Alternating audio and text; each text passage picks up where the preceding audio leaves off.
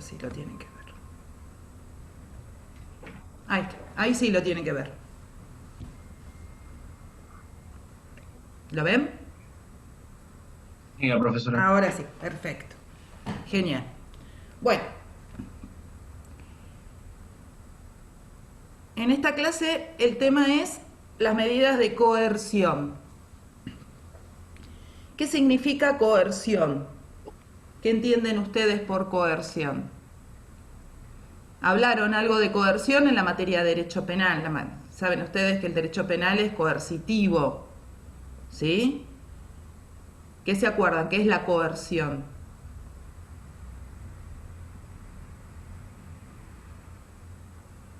¿No recuerdan?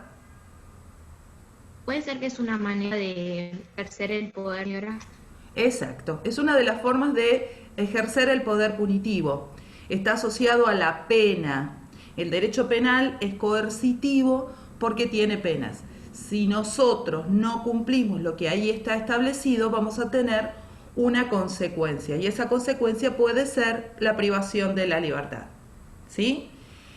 Las medidas de coerción en materia procesal están también asociadas a la pérdida legal de la libertad.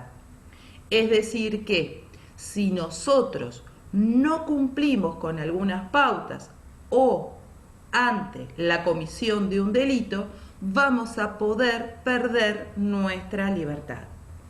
¿Me siguen hasta ahí? Entonces la coerción se asocia a la punibilidad, se asocia a una pena que se aplica en virtud de la comisión de un delito o la falta ante una medida procesal.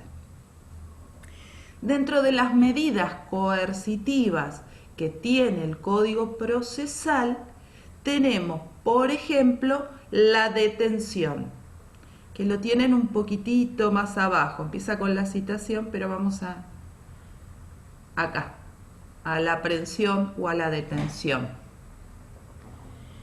¿Qué es la detención? La detención es una medida coercitiva por medio de la cual un funcionario con aptitud para privar de la libertad, dentro de estos funcionarios tenemos los jueces, los fiscales o las fuerzas de seguridad, van a poder privar legítimamente de la libertad a aquellas personas que hayan cometido un delito.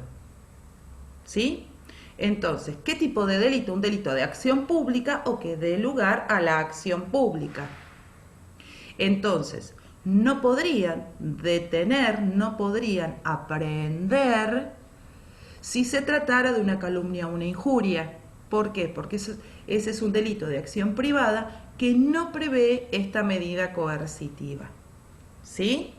Entonces, para redondear, como para formar más el concepto, la coerción es una medida punitiva que trae como consecuencia una sanción o una pena.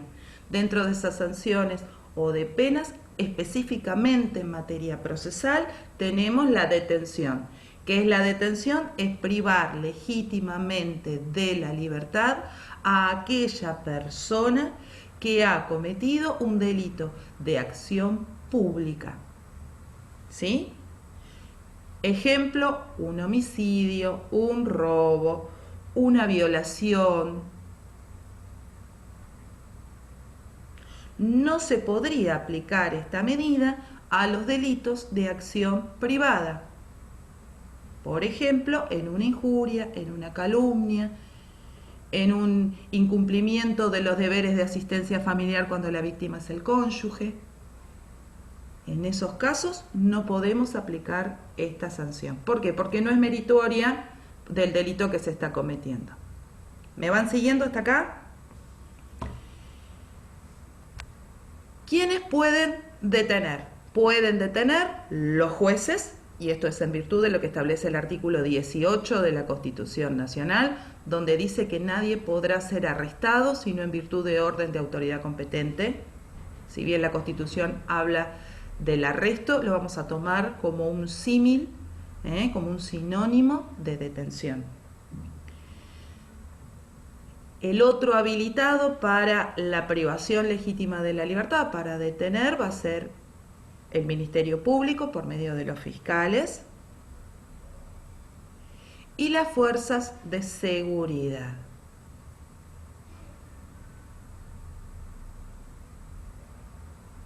Hasta acá vamos bien, me van siguiendo. Cuando hablamos puntualmente de las fuerzas de seguridad, que es lo que a ustedes más les interesa, porque ustedes son funcionarios públicos de una fuerza de seguridad, la detención, acá dice aprehensión, porque es lo mismo aprender que detener. Lo que pasa es que ustedes siempre van a necesitar convalidar esa privación de la libertad, convalidar la detención con la aprobación de un juez. ¿Sí? O sea, ustedes privan de la libertad, pero tiene que el juez convalidar esa privación. Por eso se habla de aprender, de agarrar, de tomar. ¿En qué casos las fuerzas de seguridad van a poder realizar una detención sin tener la orden de un juez? Van a poder aprehender sin orden judicial en los casos de flagrancia. Ven que ahí el contenidista lo subrayó en amarillo, la flagrancia.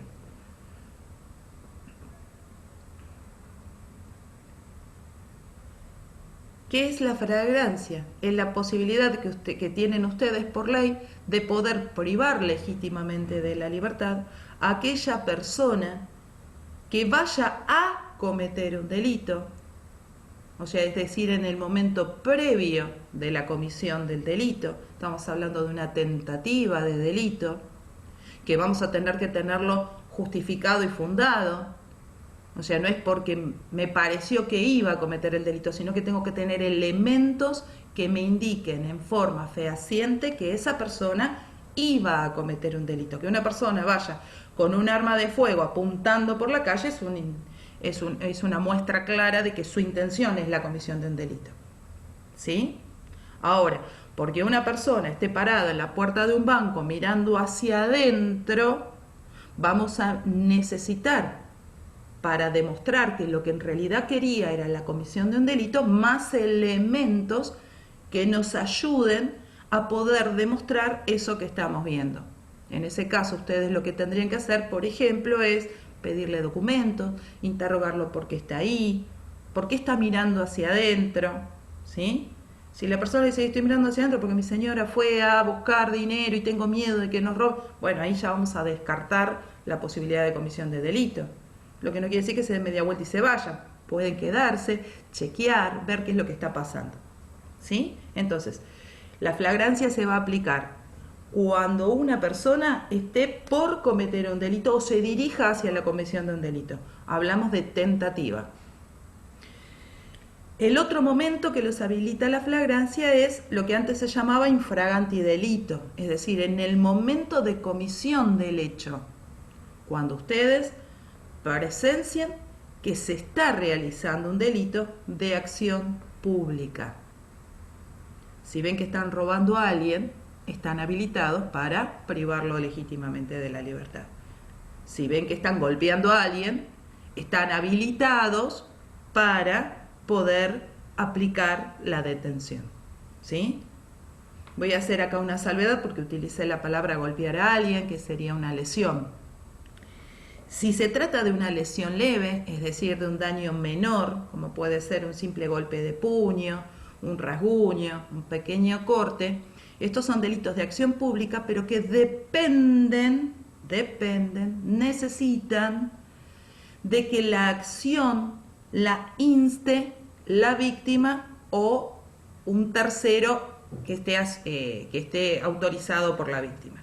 Es decir que si ustedes lo único que están viendo es un simple golpe de puño, deben hacer cesar el delito y preguntar a aquel que está golpeado, ¿sí? O aquel que ha recibido los golpes, si quiere iniciar la acción. Si les dice que sí, automáticamente están habilitados a privar de la libertad a la persona que lo estaba golpeando. ¿Estamos claros hasta acá? Pasaría exactamente lo mismo con la violación.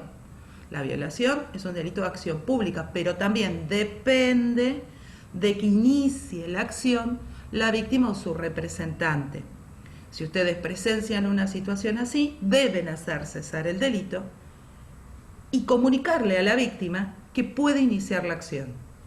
¿Es claro? Si la víctima presentara signos de lesiones graves o gravísimas, automáticamente queda como pública, ya no necesitaríamos esa situación. Y si vemos que la víctima tiene algún tipo de confusión o algún trastorno, ¿cómo ayudamos a que pueda entender que tiene que iniciar la acción? Llamando al SAME o algún sistema de salud. Digo sistema de salud porque a ustedes les puede tocar en el interior y a lo mejor no hay SAME, pero sí hay algún sistema de salud, para que venga, revise a la víctima. Ellos también van a ayudar a que ella pueda entender que es importante su denuncia. Si no quisiera denunciar, lamentablemente no van a poder detener, pero sí, si tienen a la víctima ahí, sáquenle los datos necesarios para que si después quisiera instar la denuncia, pudiéramos encontrarla, que no se nos escape. Bueno, hasta acá vamos bien. Entonces, la flagrancia, cuando se va a cometer el delito, lo que llamamos tentativa, en el momento en el que se está realizando el delito, y también inmediatamente después de que el delito se ha cometido. Es decir, cuando ustedes no han presenciado el delito, sin embargo, se anotician del mismo, ya sea por una denuncia que les puede hacer cualquier particular o la propia víctima, mire, me acaba de robar y fue él que está corriendo, o cuando es perseguido por el clamor popular. Es decir, no es la víctima la que nos va a venir a contar lo que le ha sucedido, sino que cualquier otra persona que se encontraba presente al grito de policía, policía, ayuda, ayuda, nos está dando el pie, el puntapié, como para poder realizar la aprehensión. En los casos de flagrancia, ustedes no se van a comunicar con el juez de turno en forma directa, sino que su comunicación la van a tener con el fiscal de turno. ¿Sí? Eso establece el nuevo Código de Procedimientos, la comunicación inmediata con el fiscal, quien les dará toda la instrucción. Esta comunicación inmediata no quiere decir que la van a hacer en el momento, en el medio de la detención y con todo lo que eso genera. A veces vamos a llegar a la dependencia y ahí vamos a estar contando qué es lo que pasó, ¿sí? Cuando hablamos entonces de inmediatez no quiere decir en el acto, porque hay circunstancias y circunstancias donde no, a lo mejor hay situaciones donde ni siquiera nos vamos a poder quedar en el lugar, vamos a tener que trasladarnos a la dependencia para poder continuar con toda la medida, ¿sí? Bueno, ni bien estemos seguros y estén seguros todas las partes, ahí realizaremos la consulta telefónica, informaremos al fiscal lo que ha pasado y él nos va a ir guiando con los pasos a seguir respecto de esta detención, ¿sí? Lo que puede pasar es que nos diga que continúa la detención hasta que se le tome indagatoria. La otra posibilidad es que haga cesar la detención porque el delito es muy pequeño, Entonces, bueno, ya quedará en manos de él cómo va a seguir ese procedimiento. ¿Quedó clara la flagrancia? ¿Sí? Bien. ¿Qué otras posibilidades tienen que se van a sumar a la flagrancia para poder hacer una detención? Cuando estén en algún procedimiento y vean que una persona muestra síntomas, signos, no síntomas, signos de esto de la pandemia, uno incorpora palabras que no tendría que incorporar, signos de fuga, que ante la presencia de ustedes empiece a correr, o sea, son esas alertas que nos pueden ayudar a poder determinar si es que esa persona ha cometido un delito, iba a cometer un delito, recién cometió un delito o lo cometió hace mucho y tiene un pedido de captura y cuando ve la policía se pone nerviosa y se da la fuga, ¿sí? O sea, se nos abre un juego bastante interesante como para poder realizar estas medidas coercitivas que son privativas de la libertad. ¿Hasta acá vamos bien? ¿Sí? ¿Cuánto tiempo puede estar una persona detenida? ¿Cuánto tiempo puede estar privada de la libertad bajo esta medida? Si la privación de la libertad la hace la fuerza de seguridad, puede estar 24 horas en esta situación, prorrogable por 24 horas más. ¿Sí? En ese lapso, el juez y el fiscal deben llamarlo a prestar declaración indagatoria. O sea, entre 24 y 48 horas puede estar privado de la libertad. Vencido ese plazo, se lo tiene que llamar a indagatoria para que él pueda hacer su defensa. Si se pasa el plazo y no hay ninguna justificación o algún hecho de fuerza mayor que haga que no se lo pueda recibir para prestar declaración indagatoria, se le debe dar libertad y quedarse con todos aquellos datos necesarios para la comparecencia posterior de la persona. ¿Sí? Aprovecho para contarles un poquito qué es la declaración indagatoria. La declaración indagatoria es la primera posibilidad de defensa que tiene el detenido o el imputado. En esa medida, en ese acto, lo que se va a hacer es certificar la identidad de la persona, o sea, es decir, que el que tenemos privado de la libertad efectivamente sea aquel que sobre el que recae la imputación del delito. Se le va a informar por qué está ahí, por qué delito, por qué presunta comisión de delito está. Tiene que ser una información clara. Va a estar con un abogado que lo va a ayudar en la defensa técnica, que va a velar por la garantía, porque se cumplan todas las garantías constitucionales. Y después se le va a exhibir, se le va a mostrar toda aquella prueba que haga en su contra. A partir de ahí se le van a leer sus derechos y sus garantías nuevamente, y la persona puede declarar, puede negarse a declarar o puede, dentro de su declaración, hacer un monólogo y no recibir preguntas. Todas estas situaciones, el hecho de no declarar, sí declarar con preguntas, declarar tipo monólogo o hasta llevar un escrito que haga su declaración, no hace presunción en su contra.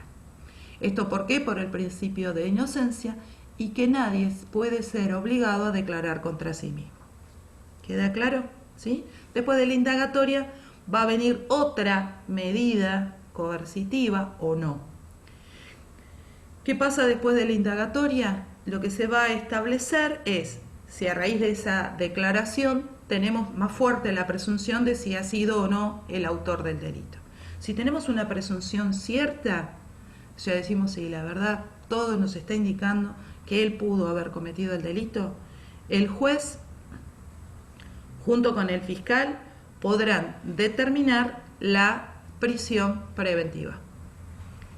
¿Qué es la prisión preventiva? Es una medida cautelar, es coercitiva, consiste en la privación legítima de la libertad.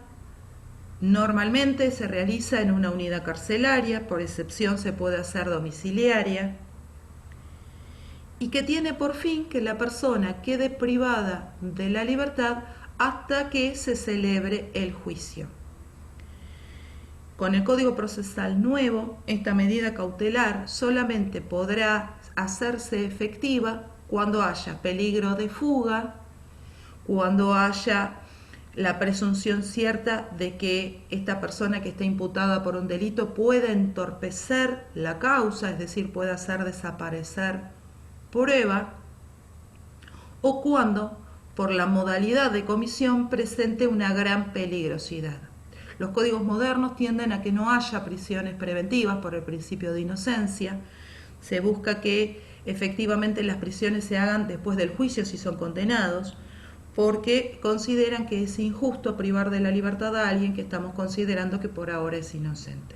¿Sí? Esto se los cuento un poco más que nada porque a veces escuchamos en la tele muchos abogados, muchas personas que hablan sobre las prisiones preventivas y por qué están a favor de que no se hagan. En el caso de que se resuelva que efectivamente tiene que estar con prisión preventiva, porque puede haber peligro de fuga, porque puede haber la posibilidad de que se pierdan las pruebas, o por la modalidad de comisión del delito, la persona va a estar en esta condición por el término de 2 años, prorrogable por 1 año más. Es decir, que con prisión preventiva solamente se puede estar 3 años. Si se está 3 años en prisión preventiva y no hubo un juicio que establezca que es culpable, la persona tiene que salir en inmediata libertad, dar una garantía de no fuga, ¿sí? Que esa garantía puede ser por dinero. Habrán escuchado en la tele que se le han pedido a algunas personas una suma importante de dinero para darles esta excarcelación, o puede ser juratoria, es decir, no va a poner dinero, pero sí se compromete a presentarse todas las veces que sea citado. ¿Sí? Entonces, ¿cuánto se puede tener como detención? 24 prorrogables por 48. ¿Cuánto se puede estar en prisión preventiva? 2 años prorrogables por uno más, lo que nos daría un total de 3 años. ¿Hasta acá vamos bien? Los plazos se los cuento, no se los voy a tomar, eso quédense tranquilos, pero es un poquito como para que vean la diferencia entre estas medidas. Bueno. Profesora, disculpe la interrupción. Sí. Jacqueline le habla. Decime, En la Jacqueline. etapa de declaración indagatoria, en la víctima, el acusatorio todavía no puede presentar su abogado, ¿no? Hasta juicio. No, si el abogado se presenta desde el primer momento, o sea, desde el está hecho bien. que privamos a alguien de la libertad o que alguien está sometido a un proceso, o sea, que se ha iniciado una acción contra alguien, automáticamente tiene derecho a una defensa. Y si él no tiene posibilidad de contratar una, el Estado le va a dar una, por medio del Ministerio Público, el área del Ministerio Público de Defensa. Claro, directamente ya en la primera etapa. Ni bien se inicia el proceso, ni bien ya tenemos iniciado una acción contra alguien, tiene derecho automáticamente a ser asistido por un abogado. Gracias, profesor. No, por favor. Bueno, hasta acá vamos bien con las medidas cautelares, ¿la van entendiendo? Las medidas profe, se coercitivas. entiende bien. Bárbaro, me alegra. Vamos bien, entonces, me pone contentas. Bueno, vamos a ver ahora la otra medida que salteé, que es la que nos habla de la citación. ¿Qué es citar a alguien? Es llamar a alguien para que se presente ante el juez o el fiscal con el objeto de que se realice un acto procesal o una medida procesal. Las citaciones, como ustedes ven acá, tienen que tener día, hora, tiene que ser específico, se tiene que establecer en qué lugar se tiene que presentar, es decir, ante qué juez y también por qué motivo lo estamos llamando. Las citaciones pueden realizarse a los imputados. ¿En qué caso? Vieron que yo antes les dije que había situaciones donde no íbamos a privar de la libertad o podíamos privar de la libertad, pero el juez o el fiscal podían darle inmediata libertad. Entonces, a esas personas son a las que vamos a llamar. Supongamos, esto se los hago con un ejemplo como para que les pueda quedar más fácil. Supongamos que privamos de la libertad, detenemos a una persona por un hurto. El hurto es apoderarse de algo sin fuerza y sin violencia. ¿Sí? Yo meto la mano en la cartera de una persona y le saco la billetera. Eso es un hurto. Lo vemos como funcionarios policiales, lo detenemos, lo llevamos a la dependencia, hacemos la comunicación al fiscal, le decimos que hemos encontrado a una persona cometiendo este hecho y lo que nos puede decir es, tómenle todos los datos, ¿sí? Cuando hablo de datos es hasta las huellas dactilares y denle inmediata libertad. Esa persona no quiere decir que ahí se acabó todo, que ahí desapareció el proceso. Ahí se inicia el proceso, pero no la vamos a tener privada de la libertad porque el delito de hurto tiene de 1 mes a 1 año de prisión. Entonces no tendría sentido por la pena que tiene el delito tenerlo privado de la libertad. Con esos datos que tenemos, el juez y el fiscal lo pueden citar a que preste declaración indagatoria. ¿Me siguen hasta ahí? Entonces, cuando hablamos de esta citación, estamos diciendo, bueno, aquellos que están imputados de un delito, pero que por el tipo de delito están en libertad. Entonces, ¿qué hacemos? Los llamamos, le decimos, venga, para poder realizar esta medida, que puede ser la declaración indagatoria. Si no se presenta, si no, nosotros lo citamos, las citaciones van por cédulas, esas cédulas las va a llevar la policía local, la policía de la zona. A veces cuando son delitos federales la citación la que lo va a llevar es policía federal dentro de la delegación que pertenece a esa zona. Lo citamos, llega el día, no viene, ¿qué vamos a hacer? Vamos a tratar de averiguar qué pasó, por qué no vino. Quizás estaba enfermo. Bueno, bárbaro, estaba enfermo, lo volvemos a citar, fijamos nuevo día. O quizás vamos y no lo encontramos. Entonces, ¿ahí qué es lo que puede pasar? Que tengamos que tomar otra medida, que tenga que pedirse la detención de esa persona. O sea, te dejamos en libertad, te vamos a buscar, no te encontramos, no apareces, no venís, no justificás por qué no venís, bueno, vamos a detenerte, o sea, vamos a convertir, vamos a darle una coerción, una medida coercitiva como es la detención por no haberse presentado ante la citación de un juez o de un fiscal. ¿Queda claro? ¿Sí? Eso es lo que tienen ahí arriba dentro de citación. También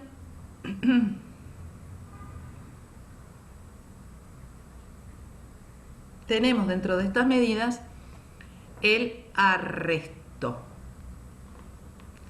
¿Qué es el arresto? ¿Qué es arrestar? Es privar legítimamente de la libertad a una persona o a un grupo de personas, ¿sí?, por el hecho de que se encontraban en un lugar donde presuntamente se cometió un delito. Vamos con un ejemplo para que les sea más fácil. Supongamos que dentro de una casa, iba a decir de un local, pero ahora tenemos los locales cerrados en general. Dentro de una casa hay un cadáver y 5 personas. Y ninguna de ellas tiene signos de haber sido el autor de ese homicidio o de ese presunto homicidio. ¿Cuál es la primer medida que vamos a tomar? Privarlos por un tiempo determinado legítimamente de la libertad para poder esclarecer el hecho. No es técnicamente una detención, porque no los vamos a llevar a indagatoria, ¿sí? Sin embargo, los vamos a tener retenidos, o sea, no los vamos a dejar salir hasta que no se haga ese esclarecimiento. A esa medida de privación legítima de la libertad en un lugar determinado, sobre personas determinadas, con fines de averiguación, es lo que se llama arresto. El arresto lo puede resolver las fuerzas de seguridad sin orden de juez o fiscal, o lo pueden ordenar los jueces o los fiscales, ¿sí? Son de las medidas que ustedes pueden realizar sin orden. ¿Cuánto tiempo se puede tener ese grupo de personas privadas de la libertad? Y muy poquito tiempo. Tenemos un máximo de 8 horas que puede ser prorrogado, ¿sí? ¿Quién es el que prorroga? Si empezaron ustedes la medida, prorroga el juez o el fiscal. ¿Vamos bien hasta acá? ¿Sí? ¿Todos con el dedito por arriba? ¿Vamos bien? ¿Se entendió? Genial. Bueno, de detención ya se los adelanté cuando les hablé de aprehensión, ¿sí? Después tienen incomunicación, ahora les cuento incomunicación. Pero siempre me tiro. Bueno. Incomunicación.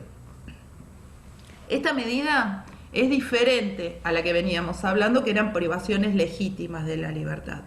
Acá lo que vamos a privarle a aquel que esté sospechado o imputado de un delito es que pueda comunicarse con otras personas. Entonces, la coerción acá no se aplica sobre la libertad ambulatoria, sino que se va a aplicar sobre el derecho de expresión. No vamos a poder hablar.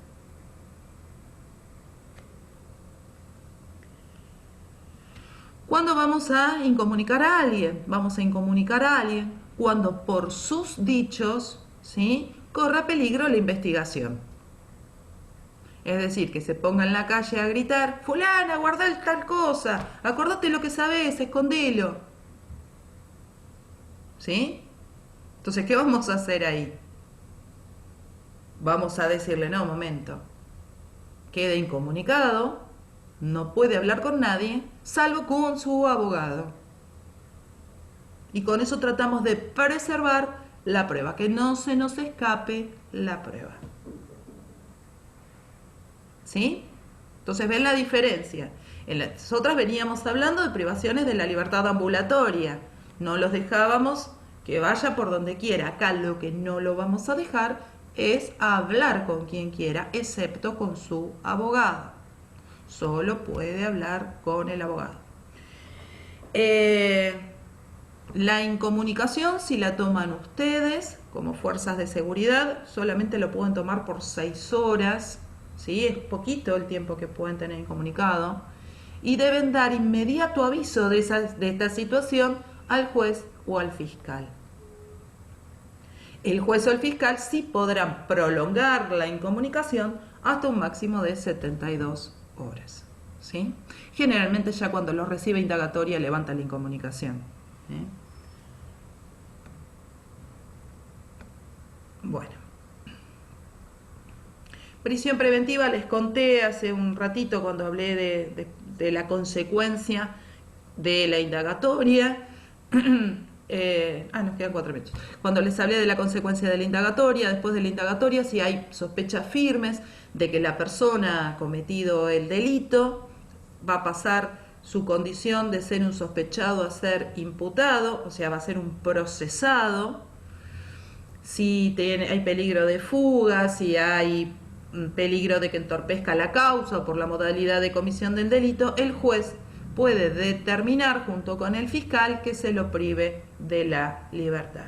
¿Sí? Ya lo vimos hace un ratito, por un término de 2 años prorrogable por 1 más. Así que por eso lo hablo más rápido.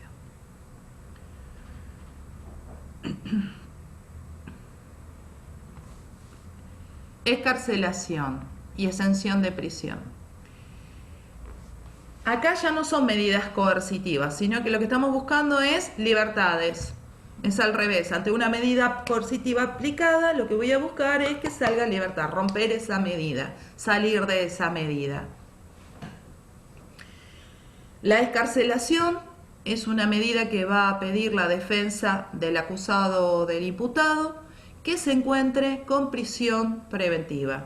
Cuando la defensa considera que no corresponde que esté privado de la libertad, porque no va a entorpecer el proceso, no se va a fugar, todo lo que vimos antes, va a presentar un escrito donde va a solicitar que se le dé libertad. Se puede dar, no se puede dar. Si el juez no la da, se va a la Cámara. Si la Cámara no la da, se puede ir a la Corte.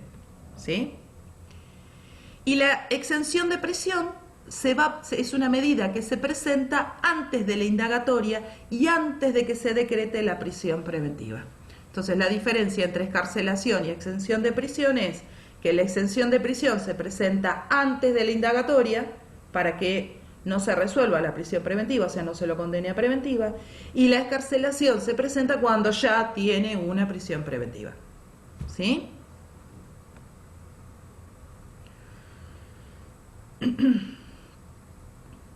Bueno, y esta parte de la relación con las garantías procesales lo fuimos viendo porque yo les fui contando un poquito cómo operan con las garantías procesales.